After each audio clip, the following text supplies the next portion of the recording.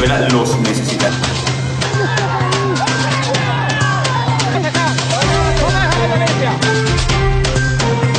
Estados Unidos y el grupo talibán firmaron este esperado acuerdo de paz.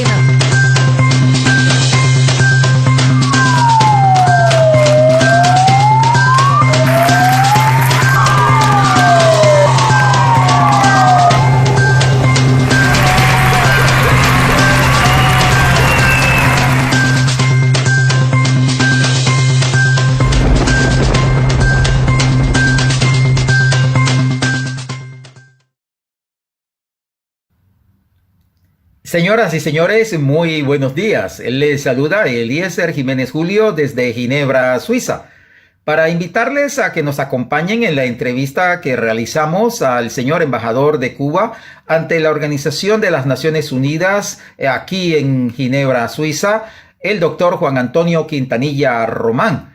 Él es embajador ante las Naciones Unidas e igualmente ante los organismos internacionales con sede en Suiza.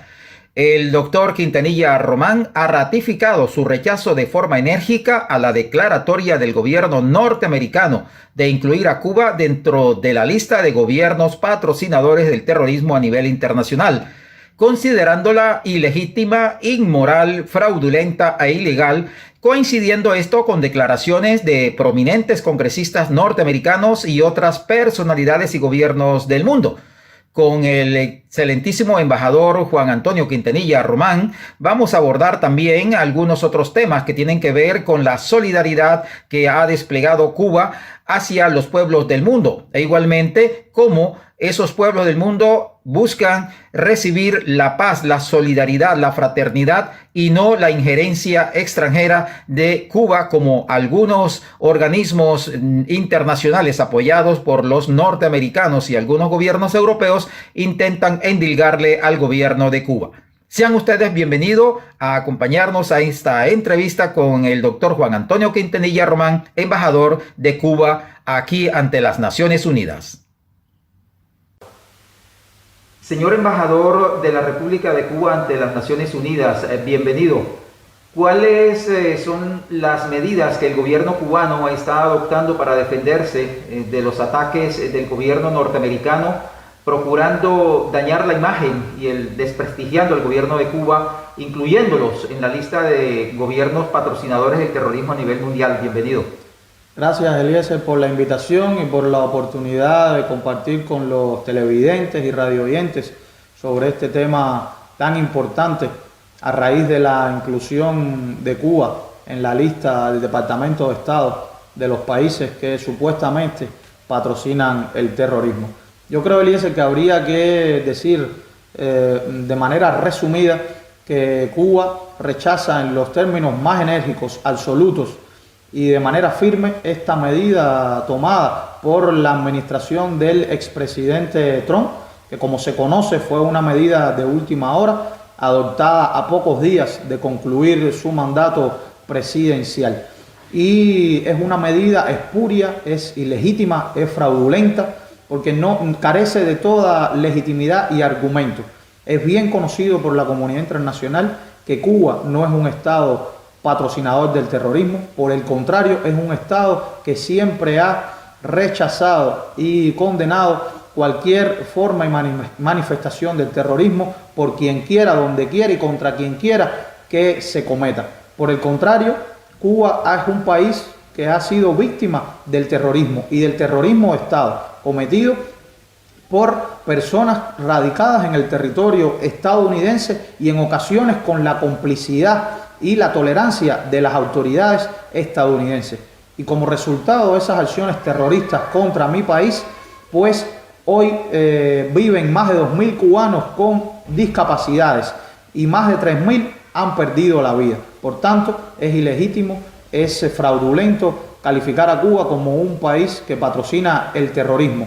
Nosotros hemos ratificado, somos el quinto país a nivel mundial que ha ratificado los 19 instrumentos internacionales que existen para combatir el flagelo del terrorismo. Este es otro elemento que podemos utilizar para rechazar, condenar y criticar esa medida adoptada contra nuestro país. No se puede desconocer también que esta medida se toma en el momento final de una administración que termina sin moral ninguna, en el peor momento, con muchísimos problemas en la sociedad estadounidense, y que también es una medida que busca, que tiene por objetivo entorpecer las relaciones bilaterales entre Estados Unidos y Cuba a partir de que asumiera la presidencia el presidente Biden el 20 de enero. Y también es una medida que persigue objetivos políticos para pagar favores electorales, y también no se puede descartar la posibilidad de que tenga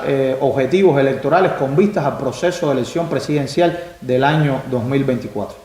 ¿Qué acciones se están realizando en Ginebra, Suiza, para contrarrestar esas medidas coercitivas del gobierno norteamericano para procurar, intentar levantar esas medidas, señor embajador? Se ha generado un movimiento internacional inmediatamente después de conocerse la medida.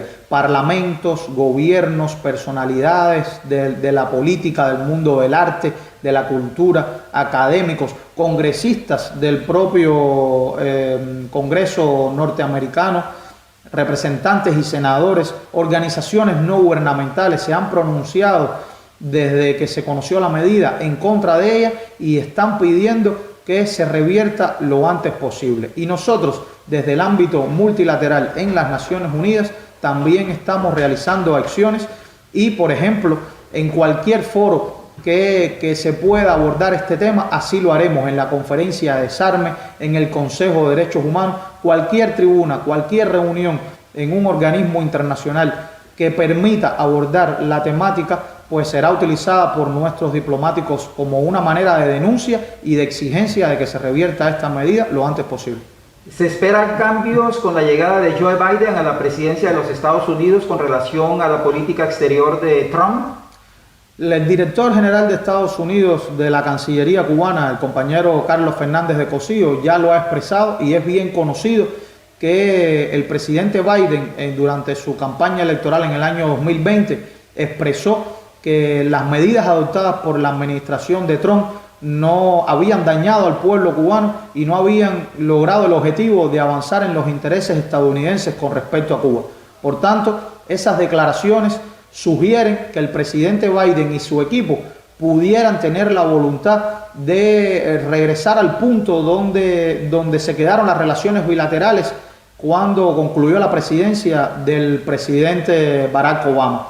Por tanto, hay una expectativa, no se puede desconocer, y también es una buena señal que dentro del equipo de trabajo que está nombrando el presidente Biden existan varias personas que tienen experiencia en la interacción con Cuba, y eso pudiera de alguna manera influir en que hayan pasos positivos. De todas maneras, Eliezer, yo quiero enfatizar que en el caso de la relación bilateral entre Cuba y Estados Unidos no puede esperarse ninguna concesión política por parte del gobierno cubano. Cualquier medida, cualquier paso debe ser adoptada en base al respeto mutuo, al diálogo, a la cooperación y que todo tribute en una relación civilizada entre ambos países. Dentro de los proyectos que tiene usted como embajador aquí en Naciones Unidas, Ginebra, Suiza, para mostrar la cara amable, pacifista, solidaria, humanista de Cuba, ¿qué hay? No importa cuántas medidas puedan adoptarse en contra de nuestro país, Eliezer, siempre defenderemos los principios del multilateralismo, de la paz, de la solidaridad, de la cooperación internacional, y continuaremos presentando iniciativas en las Naciones Unidas que avancen esos derechos, que avancen esos principios. Y a nivel internacional continuaremos compartiendo lo que tenemos, no lo que nos sobra. Continuaremos siendo solidarios, continuaremos defendiendo la unidad de los pueblos, tanto en nuestra región de América Latina y el Caribe, como a nivel mundial. Algunos gobiernos del mundo intentan dañar la imagen del gobierno cubano diciendo que están interfiriendo en políticas internas, caso Colombia y otros países básicamente en Sudamérica. Eliezer, como nosotros rechazamos, como mismo nosotros rechazamos que hay injerencia en los asuntos internos de Cuba, pues también nos abstenemos de actuar de una manera injerencista en los asuntos internos de otros países. Ninguna acción de Cuba está destinada a esos propósitos. Finalmente, señor embajador, un mensaje a los pueblos del mundo y al pueblo cubano. El mensaje es de unidad, de solidaridad, de batalla, de rechazo al unilateralismo y a las medidas coercitivas unilaterales. Todos debemos estar unidos, luchar por el desarrollo, por la paz y por la supervivencia de la especie humana. Muchas gracias, señor embajador. Muchas gracias a ustedes, Eliezer, nuevamente por esta invitación y la oportunidad de compartir con los televidentes y radio oyentes.